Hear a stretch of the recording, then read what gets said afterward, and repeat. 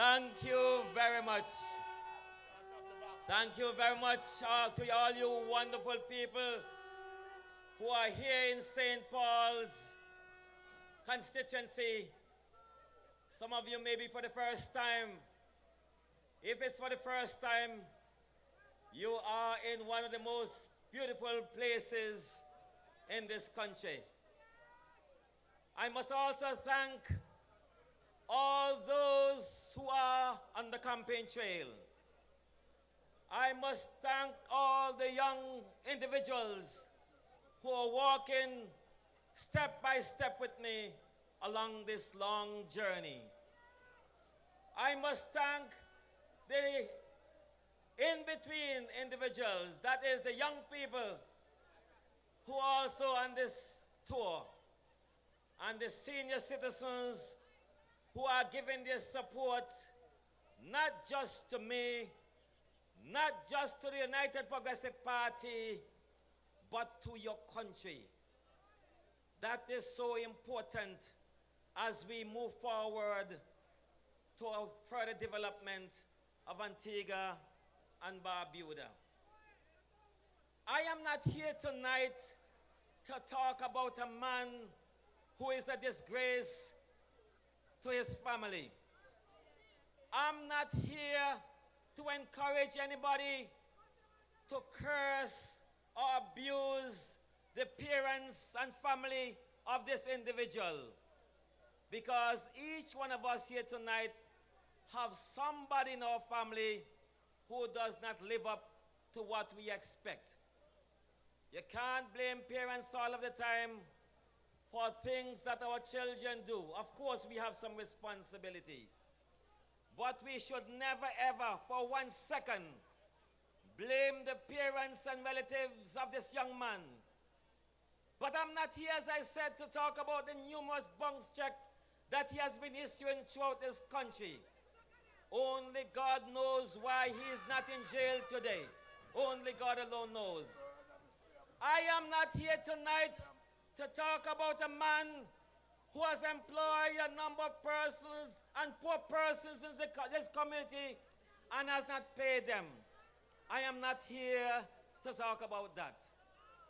I am not here to talk about a man who is encouraging our young people to involve themselves in criminal activities. I'm not here to talk about that. I am not here to talk about a man who gets Antigua banned from international football. Oh no, I'm not here to talk about that. I am not here to talk about a man who ripped off the blind individuals with disability. I am not here to talk about that. I am here to talk about the progress that this country has made under the United Progressive Party. That is why I'm here tonight, to talk about all those gains that we have made over the past years under the leadership of the Honorable Winston Baldwin Spencer. That's why I'm here tonight. I am here to talk about our young people who have gained hundreds of scholarships in foreign territories. That's what I'm here to talk about tonight, brothers and sisters. I'm here to lift you up higher and to serve you. I am a real servant of you, the people of Antigua and Barbuda, and more particularly the people of St. Paul's, and even more particularly the people of Liberta, Falmouth, Cobb's Cross, Piccadilly, English Harbour, and surrounding environments. That's what I am here to do, brothers and sisters. And when I have given up my job of over 19 years to enter politics, when I knew I would not have won, that is my commitment to you, the people of this country. So when they talk about I am poor, when they talk about I do not have a house, I am not interested in me. I am interested in you, the good people of Antigua and Barbuda. I am not here to talk about my children who have benefited from this country and who are doing well in this country and abroad. I am not here to talk about that. My spirit is lifted high. When I see a mother who is working on the beach, cleaning the beach, her son is now a doctor and is now studying in England. I am happy for that. I am proud for that. And when Kasim Williams has gone to Cuba and has studied and is now a doctor, I am proud of that. My spirit is lifted for that, brothers and sisters. I am excited about the future of Antigua and Barbuda. Oh God, how I wish that I will live to see the next 10 to 15 years, because I would like to see what Antigua will be in those years to come. Because this country has a bright future. Even when you and I are gone, Antigua will stand tall, brothers and sisters. That's why I could sacrifice myself. That's why I could sacrifice my family and entered politics and did not know where my next bread was coming from. That is the type of commitment I have. It's not about money. I am here to help lift all those young boys on the corner. That's why I'm here, to lift them up and to change lives, brothers and sisters. I want to change lives in this country, that when I am dead and gone, my offspring would say, my father, my grandfather, my lover, he has served us well. And when they say, brothers and sisters, that nothing has been done in St. Paul, let us put a lie to that, because they're only deceivers. That's what they are, deceivers who want to enter politics to take care of their own selves. Because when they tell you that they want to rebuild this country, brothers and sisters, let me tell you, and I'm speaking from the heart, the only thing that they want to rebuild is themselves and their pockets. Brothers and sisters, I am certain of that, absolutely certain that they want to feather the nest. And anyone who is issuing bunks check after bunks check after bunks check and wouldn't pay for the building that he has there, the lady suffering now cannot pay her bills. What more advantage can someone give to a woman who is in need of money to take care of her needs? Brothers and sisters, yes, nothing has been done in St. Paul according to them, but let me take you on a journey. And I do hope that that conch shell is ready. I do hope that the horns are ready. And I do hope that your voices are ready to be lifted up. Belmondo Development. That is a project that is now taking place in English Harbour, Pigeon Point area. Let me hear the horn. Let me hear the conch shell, brothers and sisters. South Point Development by Jeff Hadid and company. That's another project that you can see in the English Harbour dockyard area. Let me hear the horns once again, brothers and sisters. We move on to Powder Magazine by Paul Dees. That is another project on the way in English Harbour. Brothers and sisters, do I have to ask you? Let me hear you once again, brothers and sisters. And I do hope that you have enough wind in your lungs, because it's going to be a long list. Well, I'm the minister with responsibility for the national parks under my leadership, because we're talking about leadership now more than ever. Let me hear you. Leadership now more than ever. And under my leadership, all those projects that I've spoken about, we have given assistance in our direction. And we look at the super yacht dock facility that is headed by the National Parks Authority and under my leadership. That's another project that has been undertaken in the dockyard. We also look at an $8 million project that we have gained in the English Harbour area, dockyard area. And that is the Clarence House Restoration Project. And as I said, that's an $8 million project. And that comes under my leadership at the National Parks Authority. The vendors booth at Horsewood Hill. That's another one. That's another project that we are talking about. We also talk about the bathroom facility at Pigeon Point. That's also headed by the National Parks Authority.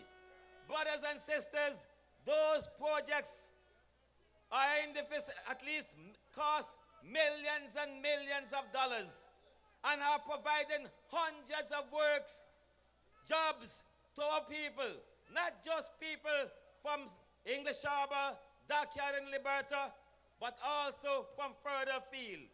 Many families are being fed because their families, their father, their brother, their sisters have been employed in that area. We come to roads at Patterson's, at Table Hill Garden, at Mount William, at Green Hill, at Tyrrells, at Village, going up to Shirley's site. Roads have been constructed in those areas, making it easy for the people of this community. Even today, we are lighting up Liberta, and then we'll move down into English Harbour tomorrow. These are things that are on the way. And then they have the guts, the gall, the liver, and the audacity to say nothing is happening. I go further to tell you that I'm not a person who likes to boast and talk about the things I've done. But under my leadership at the dockyard or at national parks, many individuals who have taken sick have been assisted and have been sent abroad to gain medical attention. And this we must give the hands an uplift to. Let us give the hands a blow. Brothers and sisters, and let me tell you, they talk about that they want a clinic, a health facility in the area. And they want to claim that they are the ones who first talked about it and who are looking about it. Well, they are full of talks, brothers and sisters. Talk, they talk, and talk they will always do. But when nothing was happening, I've asked the Parks Commissioner to go on out and let us get assistance to build a clinic in that area. Well, we have done that. We have gotten assistance from Good Enough, and he has done the drawings. Then we got a quantity surveyor, and he has estimated the project to cost $800,000. Well, having done that, Medical Benefit Scheme decided to come on board. And so that $800,000 has been budgeted for the clinic in our area. And brothers and sisters, I'm pleased to announce that this coming Thursday at 3 p.m., there will be a groundbreaking ceremony at site in Cops Cross, and all you wonderful people in St. Paul's and further throughout Antigua, you are invited. Yes, brothers and sisters. Another thing that I must tell you about, and that is the basketball facility in English Harbour. The money has already been secured, and that is about to get on the way. That's another thing that we have to look for in the future. Give a round of applause to the hard-working men and women in this community and in the government. Brothers and sisters, we could go on and on. But let me tell you this. When we decided to construct a new facility here, you know what they say? When we took away the building, that I have been evicted, I have been sent packing. That is so far from the truth. So they were rejoicing. But when we came back and constructed the UPP deck, the knockout punch, they start to go crazy. So here is our entertainment site. And in Terrils, that is one of our offices in this community. So when they used to ask us and provoke us and ask, where is your office? I used to say, our office is on wheels. Well, our office is down at Terrils now. Further, let me inform you that at Corner Hotel, there will also be another campaign headquarters where we will be able to meet our people. Give us a round of applause here in St. Paul's, brothers and sisters. Leadership matters now more than ever. Well, let me tell you this also, brothers and sisters, that we are poised to win the next general elections. Yes, brothers and sisters, all indications are that the United Progressive Party will win the next general elections. So when you hear them talking about giving free electricity right off to people in this country and 500 homes in 500 days and all sort of rubbish, you know that their end is in sight. Don't be deceived. Don't be fooled. They are throwing the kitchen sink. They are throwing the mop. They are throwing everything at you because they have nothing to lose anymore. The writing is on the wall. And not only will we win the number of seats you have heard about, not only will we win John Messiah's seat, Hilson Baptist, Harry Lovell, the Prime Minister and others. But as I stand here, we here in St. Paul will defeat our opponent. We are on our way to a shocking defeat of the thief. That's what we are about to do in St. Paul. I am confident that the United Progressive Party candidate in St. Paul will once again come home in flying colors. In 2004, in 2009, they said, Namba gone, he gone Aguasa. I am hearing the same thing again. At least earlier, I was hearing it. And I used to say, same characters, same storyline, same result. I will say two more things, brothers and sisters, before I end. One of my staunch campaigners, when I started, I had some guys that they used to describe as drug addicts. They used to call them all sorts of names. Sometimes people wonder why I don't chase them off my headquarters, my office. But these guys I taught in school. These guys, when it was difficult to find supporters, were there with me. One has passed away a week or two ago. He was laid to rest today. I feel sad. Real sad. Because this young man, he was taken to dockyard area by my opponent to clean. I don't know how he was transported there, but he was left. He was not good enough to be given a ride to come back to Liberta. And late in the night, when we were putting up our plastic, the blue plastic, he stopped us and says, Chet took me down, carried me down in English Harbor to clean. And the one took me back home, and I was beaten. I am not saying who beat, I am not saying who whipped him. but he showed his leg with a cut. I don't, and I'm not accusing anybody, but 2 weeks or so after he died, or a week or so after he died, and as I said, he was laid to rest. But one of the things that I will always remember about Kitty, when you ask him how things look for the next general elections, he say, everything will remain the same.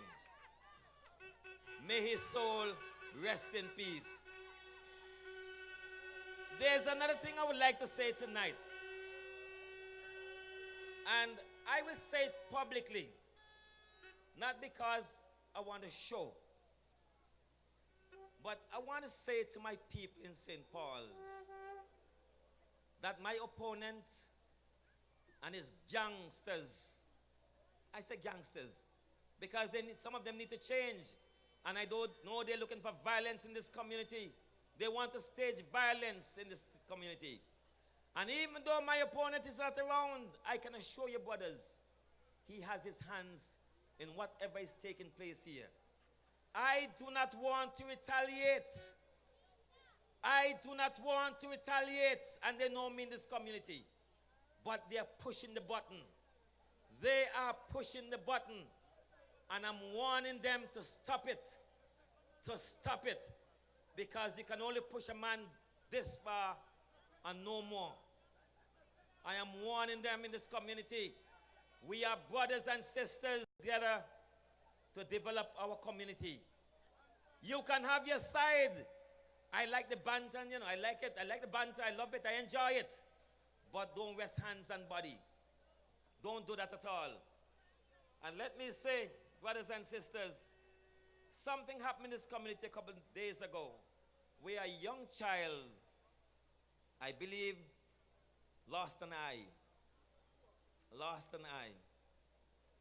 It's a sad thing. And what hurts is that some people want to make political issue out of it. But I will have none of it. Our children is our children. And those of us who can help must help. We must help where we can help.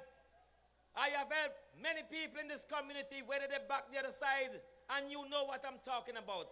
I do not talk about those things. And when you come to me, I do not ask you for a vote. I ask you where you're from, and once you're from St. Paul, I don't even want to know if you're registered.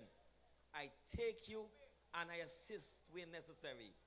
And tonight, brothers and sisters, I am putting in the bucket $500 to this child, that in case this child has to go overseas for medical assistance, I will put in the first $500. And those of us in this group or in this crowd, and those of us who can assist, I urge you, I beg you, I implore you to make your contribution wherever you can. Brothers and sisters, it has been a wonderful night so far. So far. Continue to work in the vineyard. Continue to work for the United Progressive Party. If I did not believe that the United Progressive Party was the best government for this country, I would have walked away long time. Brothers and sisters, there's no better party, there's no better leader than the United Progressive Party and the Honorable Dr. Winston Baldwin Spencer for Antigua and Barbuda. I urge you, I beg you, I beseech you, I implore you, work hard, morning, noon, and night. Work hard for your children. Work hard for your children's children. Work hard for the future development for Antigua. Work hard for us all. Work hard for this country. Work, work, work, work. Never cease working. Thank you very much.